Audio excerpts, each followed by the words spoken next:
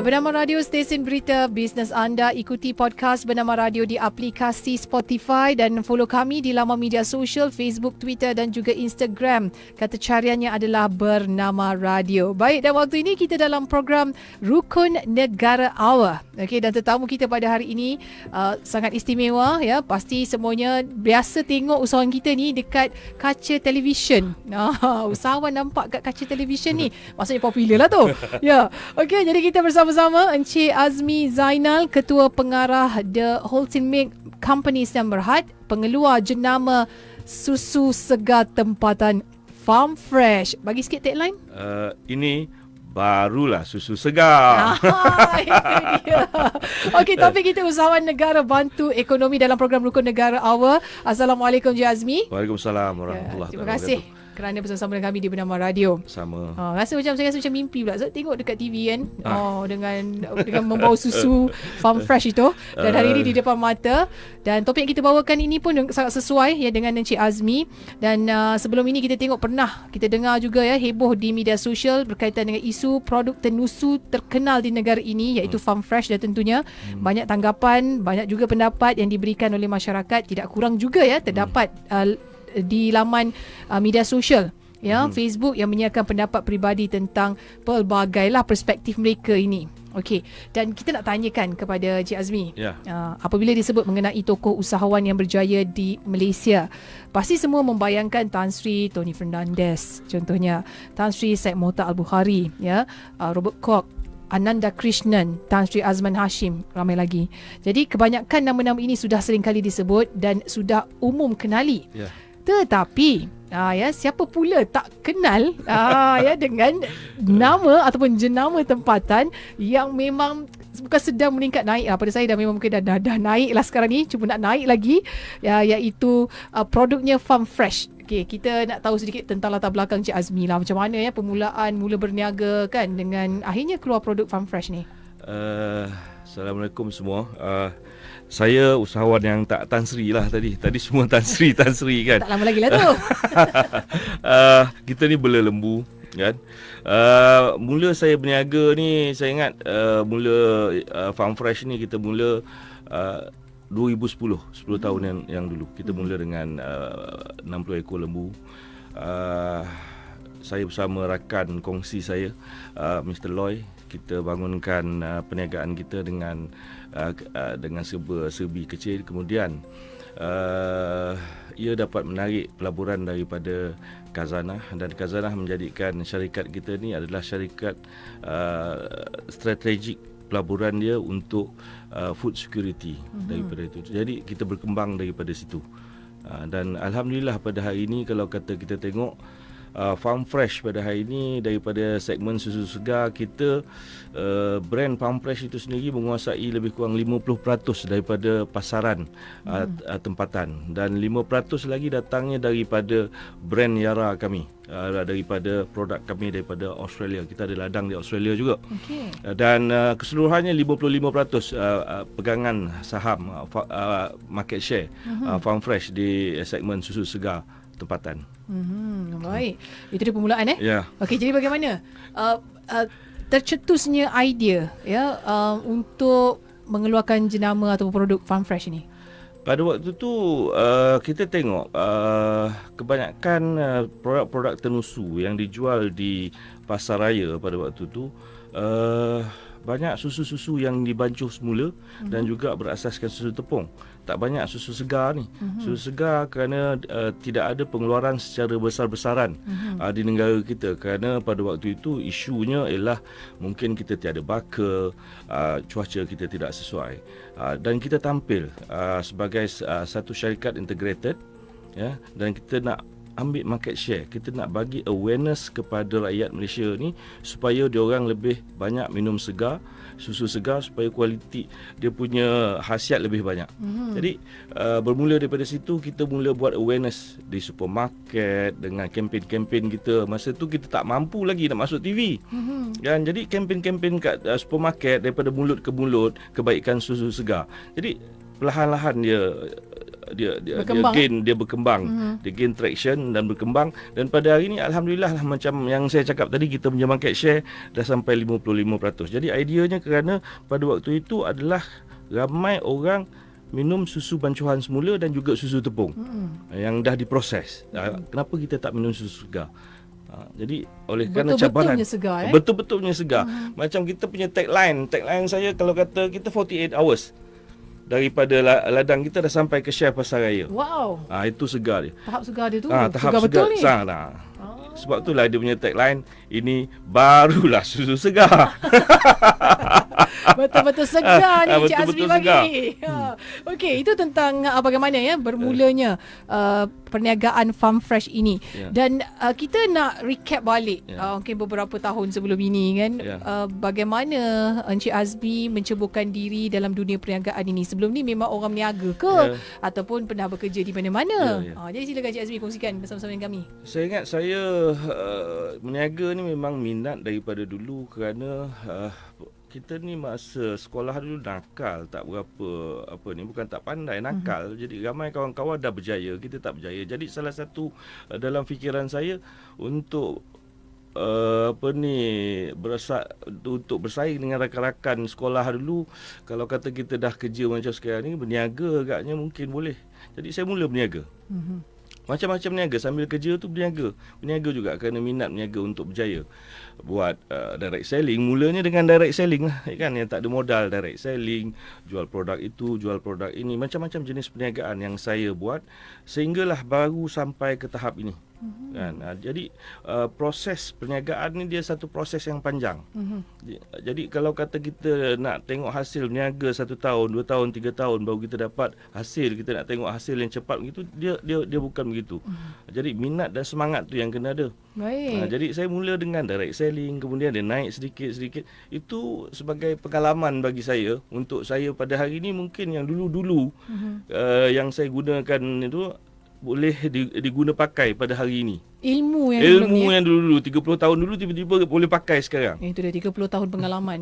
Itulah yang terhasilnya hari ini, Farm Fresh ini. Itu penting ilmu dan juga pengalaman juga Encik Azmi. Orang kata nak berniaga ni bukannya hari ni buat besok terus jadi. Yes, because business ni bagi saya dia tak ada universiti yang ajar betul-betul business.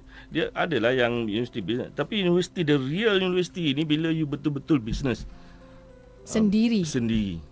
Wujudnya pengalaman dan sebagainya. Wujud pengalaman. Dari situ you akan dapat satu pembelajaran yang real punya. Baik, dan kita tengok industri perniagaan di negara Malaysia yang sekarang ni kita lihat sangat pesat.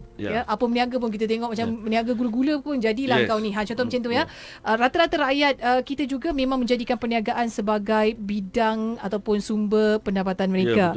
Dan bagaimana pandangan Cik Azmi sendiri terhadap perkembangan industri perniagaan di Malaysia ini? Saya tengok perkembangan industri perniagaan di Malaysia ni sangat sihat. Rakyatnya sangat produktif, kerana kita harus tengok kalau daripada segi ekonominya, kita tengok dia kalau negara maju, perniagaannya majulah dalam negara tu. Itu penanda arasnya. Penanda arasnya mudah saja. Jadi kalau kurang perniagaan dalam tu, negara agak lembab. Jadi tapi kalau kata kita tengok di Malaysia, ada beberapa skala perniagaan yang kita kena tengok, skala mega, skala ini, tapi SME dan juga micropreneur yang saya nak tekankan dekat sini adalah jangan dilupa bahawa micropreneur, kita selalu bercerita tentang SME, tapi micropreneur juga bagi saya banyak menyumbang kepada ekonomi negara, kerana pada hari ini kalau kita tengok rata-rata orang yang bekerja ataupun suri rumah ataupun orang-orang, dia berniaga sangat mudah pada hari ini. Di zaman digital ini berniaga sangat mudah, tak sama macam kita zaman-zaman konvensional last 30 years. Sekarang ni you buat apa-apa, you boleh pasarkan sendiri. Banyak medium-medium yang boleh ataupun platform-platform yang boleh untuk membantu you untuk memasarkan. Jadi dengan kemudahan-kemudahan yang ada ni kan, kemudahan-kemudahan yang ada digital dan awareness dia orang menyebabkan satu galakan dan dorongan untuk lebih ramai orang melibatkan diri dalam perniagaan. Ya, dan menarik sekali kalau kata kita nak tahu juga bagaimana macam pengalaman Encik Azmi. 30 tahun sudah kan. Komputer pun entah ada entah tidak umpamanya begitu kan. Jadi sekarang ni nampak macam 1000 kali ganda lebih mudah. mengikut pengalaman Encik Azmi sendiri, bagaimana apabila berlakunya transaksi itu daripada zaman dahulu dengan zaman digital sekarang ini? Ya. Transisi antara let's say last 30 years masa saya mula menceburkan diri dalam perniagaan dengan orang yang baru menceburkan diri perniagaan sekarang ni, dia ibarat langit dengan bumi. Dulu kita kena cari pasaran sendiri, you kena pergi platform sendiri. If nak pergi jual, you kena ketuk pintu rumah ataupun pergi pagar rumah orang satu-satu, ataupun you nak jual produk, you kena pergi satu office ke satu office, ataupun kena jumpa purchasing manager mana-mana from office to office. Tetapi di zaman digital sekarang ni, you click a button dekat handphone, sambil berjalan, sambil apa, you dah boleh pasarkan. Balik rumah you buat pula produk lagi. Jadi semakin lama perniagaan semakin mudah dan lebih banyak dorongan untuk orang berniaga. Tetapi peniaga-peniaga pula kena realistik. Jangan ingat bahawa hari ini kalau kata you ada satu platform, you keluar produk you, you boleh berjaya. Tidak. Mestilah diikuti dengan usaha, dengan pembangunan, dengan kualiti, dengan sikap yang baik, baru boleh jadi seorang peniaga yang berjaya. Baik, dia umpamanya macam package lah. Ya. Ya, bukan sekadar produk saja yang baik. Betul. Attitude usahawan sikap usahawan tu nombor satu. Sikap nombor satu. Sebab usahawan ni tak ada orang, tak ada bos. Kan? Tak ada bos. You ada bos. Kalau kata sikap you bukan sikap seorang usahawan yang untuk berusaha sendiri. Perkataan usahawan tu sendiri. Kalau macam kita sebut negarawan, sastrawan, ni usahawan. Betul. Jadi mestilah bersikap yang positif dan nak maju ke hadapan. Baru boleh jadi peniaga yang berjaya. Boleh jadi peniaga biasa pun usahawan juga. Tetapi kalau nak jadi peniaga berjaya, mesti ada sikap yang betul. Okey, dan itu dia kepada anda semua yang mungkin baru saja dengarkan kami. Ya, waktu ini kita dalam program Rukun Negara Awal bersama-sama tetamu kita Encik Azmi Zainal yang merupakan Ketua Pengarah The Holstein Milk Company yang berhad, yang juga pengeluar jenama nama susu segar tempatan Farm Fresh. Ini baru betul-betul segar. Itu yang saya sebut ni. Okey, baik. Dan usahawan negara bantu ekonomi. Kita nak tahu juga tentang tadi tentang attitude, tentang sikap. Pernah juga kita dengarkan niaga ni nak berjaya senang, nak kekal berjaya tu yang bukan senang. Pendapat Encik Azmi bagaimana? Ya, betul. Nak kekal berjaya, sikap orang bila kita berniaga, bila sampai satu tahap, kadang-kadang kita akan rasa, bukan kadang-kadang, kebanyakan kita, kelemahan kita ialah kita cepat mudah selesa. Itu satu musuh bagi peniaga. Kalau kita tengok dari tadi, untuk kekal berjaya ataupun mengekalkan momentum perniagaan kita, sifat selesa ni kena letak tepi. Bila kita complacent ataupun selesa, kita nampak benda lalu depan kita pun kita dah tak selera dah. Kita dah okey, kita dah semua dah cukup. Baik. Tapi sebagai sikap seorang usahawan, complacent ni letak tepi, dan insya-Allah you akan boleh still maintain the momentum and then keep on moving. Okey, itu dia sikap apa-apa pun nak berjaya apa-apa pun pun usahawan ni sikap. Kerana kita bos, macam saya cakap awal tadi kan.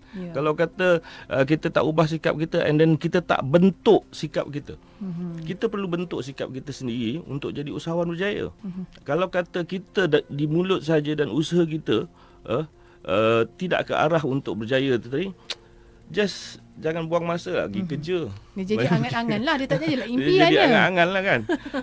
Okey, baik. Dan Encik Azmi, tadi bila berceritakan tentang Encik Azmi katakan sesebuah negara, kita nak tahu dia maju apabila adanya kejayaan dalam dari sudut bisnes lah, perniagaan-perniagaan di dalam negara tersebut. Jadi bagaimana Encik Azmi melihat peniaga-peniaga ini, terutamanya tadi micropreneur dan juga SME, PKS dan sebagainya, menyumbang kepada ekonomi negara ni? Di negara-negara macam saya cakap tadi, skala yang kita tengok, kalau dia lebih kurang begini ceritanya. Bila sebuah negara tu stabil, banyak orang nak invest. Macam negara kita kan, kalau kata political kita stabil, rakyatnya bersatu padu, ramai orang nak invest, dan bila ada investment masuk, banyaklah perniagaan-perniagaan kecil akan terbentuk. Itu satu. Tetapi dalam keadaan sekarang, kalau kita tengok after COVID ni, kebanyakan syarikat tempatan yang invest di tempatan, kerana tak banyak orang luar nak datang lah. Dia orang invest dalam negara kita. Jadi kita memerlukan pelabur-pelabur tempatan untuk invest di dalam negara kita supaya peniaga-peniaga kecil ni tadi, SME dan juga micropreneur ni tadi boleh berkembang. Jadi dengan adanya perkembangan ataupun cycle yang macam ni tadi, dia akan dapat satu cycle perniagaan yang sihat. Jadi kita, untuk orang invest pula, dia memerlukan macam kita sekarang ni, kita invest, kita buka ladang, we invest berpuluh juta untuk buka ladang. Kita sebelum kita invest berpuluh juta ataupun ratusan juta, kita mesti tengok stability. Stability itu penting. Negara yang stabil, politikalnya stabil, barulah orang rasa selamat untuk melabur. Betul. Bila pelabur datang, barulah ada create a new venture business, dan ada lapisan kedua, ketiga yang mendapat faedah daripada investment yang tadi itu. Jadi barulah perniagaan tu nampak dia akan grow dan subur. Baik, win-win situation. Win-win situation. Sama-sama menang ya. Ya. Oh, sangat menarik itu dia perkongsian daripada Encik Azmi Zainal. Dan mungkin Encik Azmi boleh kongsikan, ada tak perbezaan yang sangat ketara ya dalam industri perniagaan di Malaysia dan juga luar negara? Pasti memang ada, tapi yang dilihat akan memberikan kesan. Saya ingat perbezaan perniagaan antara negara dengan negara ni, tengok hala tuju negara masing-masing. Kalau kata negara berasaskan pertanian, kebanyakan perniagaan yang ada dalam tu adalah perniagaan yang berasaskan pertanian, jentera yang diperbuat jentera pertanian. Tapi kalau kata yang teknologi based company, negara yang berteknologi tinggi, dia perniagaan berkembang ke arah yang begitu. Ya. Jadi antara negara perkembangannya, saya ingat perniagaan sama saja. Tengok industri lah. Tengok industri, dia lead to which direction. Jadi daripada situ kita dapat kelompok-kelompok peniaga. Kelompok yang ini akan muncul, kelompok daripada segi kelompok-kelompok ikut dia punya hala tuju negara tertentu. Baik, itu dia tentang perbezaan antara industri perniagaan di Malaysia dan juga luar negara. Dan ini kita rasakan mungkin menjadi, saya rasa bukan mungkin, ini adalah kepakaran Encik Azmi, iaitu usahawan-usahawan yang bermula dengan sistem dropship. Agent yang dikatakan kecil-kecil je ni. Pandangan orang. Kecil-kecil je ni, tak bolehlah nak berjaya-berjaya dan sebagainya. Jadi sejauh manakah keberkesanan mereka yang mengambil keputusan untuk jadi dropship, nak jadi agent ini juga sebenarnya boleh berjaya dalam usaha mereka dalam perniagaan ni? Saya nak kongsi sedikit, kerana Farm Fresh terlibat secara agresif dalam bisnes yang ini, kerana kita share peluang ini dengan usahawan-usahawan mikro. Di Farm Fresh kita ada lebih kurang 1,888 home dealer ataupun ejen yang jual susu rumah ke rumah. Dan jangan underestimate this force, tenaga ini, kerana di Farm Fresh ni 30% daripada turnover kita datangnya daripada home dealer ni. Jualan mereka mencapai 15 juta satu bulan. Wow. Satu bulan. That means kalau kata setahun lebih kurang berapa? 20, lebih daripada 120 juta lah, average saya tengok, saya sasarkan untuk tahun ni. Ini satu force yang besar. Betul. So kalau kata daripada segi individual, saya zoom sedikit ke bawah, itu daripada segi kelompok ni tadi. Tapi bila saya zoom sedikit ke bawah, usahawan-usahawan di bawah saya ni ada yang sale-nya 300,000, 400,000, malahan yang capai juta. Dan sekarang dia orang daripada dropship tadi ni, dia orang dah jadi level dia sama macam distributor. Cuma perbezaannya, kalau you nak jadi distributor, you kena letak bank guarantee, you kena ada facilities. Tetapi bila you jadi dropship ni, bermula dengan dropship ni, modal lebih kurang saya ingat 300-400 ringgit seorang yang home dealer saya ni mula. Dan sekarang ni saya rasa lebih daripada 50 orang berpendapatan 5 angka. Dan lebih daripada 100 orang berpendapatan lebih daripada 5,000. Dan 90% adalah suri rumah tangga. Itu dia kan, jangan underestimate. Jadi saya tengok ini adalah bakat-bakat macam suri rumah tangga ni kan, adalah bakat-bakat terpendam yang kita tak cungkil lagi dia punya ni kan. Apabila kita bagikan satu task yang macam ini kan, kita bagi target dekat dia, kita dorong dia, Alhamdulillah saya tengok dia orang sale. Kalau kata kita sambil-sambil mengasuh anak, sambil-sambil itu semua kan, you dapat extra income 1 to 3,000. That's good enough tau. Memang kan untuk suri rumah itulah dia kerja kita, kena tahu fee nak dapat nilai tak tu. Tak payahlah lagi nak minta duit dengan laki nak beli tudung kan. Kena juga. Aduh. Tapi betul kan, bila suri rumah ada pendapatan mereka sendiri, saya rasa level of confidence mereka kan, tahap keyakinan dalam diri pun dia akan jadi lain daripada yang lain. Betul. Dan kita tahulah suri rumah ni satu kelebihan mereka yang tak ditunjukkan adalah keberanian. Yes. Oh, itu jadi saya suri rumah. Saya tengok satunya ialah kesungguhan tau. Saya ada beberapa suri rumah yang beranak kecil dan dia pregnant pula. Bawa dapat beli Hilux, pergi hantar susu sendiri ni sambil mengasuh anak dekat dalam tu. Dan dia pula bukan calang-calang income dia, lebih daripada 5 angka. Saya ingat satu bulan lebih daripada 15,000 hasil dia jual susu dan sambil jaga anak. Tu dia. Jadi challenge ni kan, bagi saya ini satu cabaran untuk orang lelaki lah kan. Kalau kata orang perempuan boleh buat tu sampai ni, so orang lelaki kalau boleh juga buat part time sambil-sambil tu, because cost of living meningkat. Betul. Kan kita pula lifestyle berubah dah sekarang ni kan. So kalau kata nak rasa hidup selesa, hidup lebih apa ni kan, kerja lebih lah kan. Itu formula dia, saya rasa semua dia boleh dia pokoknya tadi bila you niaga, you boleh tambah ekonomi negara, you boleh bantu negara. Tepat sekali. Kan? Tu dia perkongsian ni. Ingat ni Cik Zemi ingat kita ni. Kita orang tua cakap ni kan, kita banyak nasihat lah. Berpesan-pesan ni Cik Azmi. Berpesan-pesan je lah kan. Betul ekonomi semakin meningkat ya. Jadi apa lagi cara kalau bukan ambil peluang untuk tambah pekerjaan sedikit kan. Tambah sikit. Niaga Kalau ambil lah kecil-kecil 1-2 jam kita, luangkan masa kita 1-2 jam untuk tambah sedikit pendapatan. Apa salahnya kan, daripada duduk menghadap telefon tak habis dari pagi sampai ke malam. Itu pun. So saya rasa tu antara salah satu tip tu. Kan kalau kata memang buat bisnes, tak ada masalah lah. Customer masuk kan. Customer masuk. Ini bisnes pun tak buat dia menghadap iPhone je. Dia membawang je kan. Dia buat kita Cik Azmi dah bagi pesanan belajar. Okey, tapi dalam duk berbisnes ni Cik Azmi, cabaran tetap ada ya, antara orang kata fasa dalam perniagaan yang memang tidak akan boleh nak tak boleh nak escape lah benda ni. Kena juga lalui, kena tempuh cabaran dan sebagainya. Dan bagaimana pula sepanjang perniagaan untuk perniagaan Cik Azmi sendiri, apa antara cabaran yang terkenang-kenang kan? Sekarang ni dah orang dah mula kenal, tapi sebelum nak naik tu hanya Tuhan saja yang tahu katanya. Kan, cabaran awal tu ialah saya ingat saya kena tahan. Kalau kata saya dan tim saya kurang ketahanan ni, saya ingat kita tak sampai ke tahap ni. Mana boleh kita bersaing dengan gergasi-gergasi tenusu yang ada sekarang ini. Kalau yang jenama sangat established. Jenama dia dah 50 tahun di Malaysia. Kebanyakan jenama yang ada saingan-saingan saya ialah 50 tahun, 30 tahun. 30 tahun dibandingkan dengan baru lahir hari ini adalah sesuatu yang ni. Tapi Alhamdulillah kerana saya tahan, tim kami tahan, dan kami nak sampaikan mesej yang benar, produk yang berkhasiat.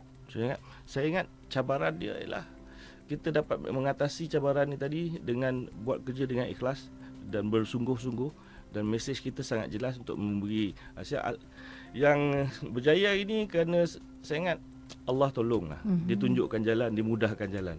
Mana mungkin kalau kata kita tengok dengan keadaan kita nak lawan dengan company yang 30 tahun tanpa pertolongan Allah. Itu satu-satunya. Tetapi rakyat Malaysia punya effort tu adalah. Effort tu ada. Tapi sokongan rakyat Malaysia juga kan, bagi saya sangat terima kasih dengan rakyat Malaysia kerana sokongan dia kepada Farm Fresh ni tak berbelah bagi. Kadang-kadang ada jugalah yang tak suka kan. Itu biasa lah, orang tak suka kita tu perkara biasa bagi saya. Tapi Alhamdulillah pada hari ini kalau dengan market share kita yang dah 55%, itu menunjukkan satu skala bahawa rakyat Malaysia memang sokong produk tempatan. Betul. Jadi terima kasih kepada semua rakyat Malaysia yang sokong produk Farm Fresh. Baik. Dan untuk jenama Farm Fresh ini sendiri, produk Farm Fresh, adakah akan melibatkan sayap luar Malaysia ataupun dah pun sebenarnya pasaran di luar Malaysia ni Cik Azmi? Kita dah ekspor. Saya ingat kita satu-satunya syarikat tenusu di Malaysia. Dulu kita kata tak boleh bela lembu susu di Malaysia lah, cuaca tak sesuai lah. apalah macam-macam alasan syarikat-syarikat asing dulu untuk cari alasan supaya tidak mengembangkan jenama tempatan ni. Apa ni jenama tempatan ya, supaya jadi kita sekarang ni apabila Farm Fresh masuk dalam industri ni, kita bukan sahaja boleh ternak lembu di sini, keluarkan susu, dan kita sekarang ni adalah satu-satunya syarikat tempatan yang dah ekspor. Kita dah ekspor ke Singapura. Kita dah ekspor tu yang hampir-hampir sebab segar kan, ke Brunei, tapi sekarang ni shortage. And then kita dah dibenarkan masuk ke Indonesia juga. Dan kita dah dapat halal daripada Indonesia. Cuma because of COVID punya pandemic ni, so kita hold dulu. Dan disebabkan itu saya ingat mostly kita akan dikeliling yang itu dulu. Dan kita kena fokus untuk buat pengeluaran lah, untuk support kita punya ni. Dan permintaan di negara-negara seperti di Singapura sangat tinggi. Dalam jangka masa beberapa tahun kita dah dapat market share, saya ingat lebih daripada 2 angka. Wow. Itu dia sangat-sangat luar biasa. Seronok saya adrenalin meningkat-ningkat mendengar kan kejayaan usahawan-usahawan hebat ya, seperti mana salah seorang adalah Encik Azmi sendiri. Dan bila cerita tentang cabaran itu, cabaran yang dilalui, yang dialami sendiri oleh Encik Azmi, bagaimana pula Encik Azmi melihat cabaran yang dilalui oleh usahawan-usahawan zaman sekarang ni? Kan ada yang mengatakan nampak mudah, tetapi persaingan dilihat lebih besar. Sebab dia jadi mudah, jadi ramai orang nak buat, jadi persaingan jadi tinggi. Pendapat Encik Azmi bagaimana? Saya ingat persaingan tu yang sebenarnya perlu persaingan. Kalau kata tak ada persaingan tadi, usahawan akan jadi complacent, akan jadi selesa. Bagi saya, kalau kata usahawan melihat cabaran dan persaingan ni dilihat daripada perspektif yang positif, saya rasa ramai usahawan boleh berjaya. Jadi jangan lihat cabaran dan itu sebagai satu halangan. Bagi saya tak ada halangan yang tak boleh kita hadapi. Jadi kita kalau kata dah suntuk sangat, berdoa lah, minta doa dengan Allah lah kan. InsyaAllah lah.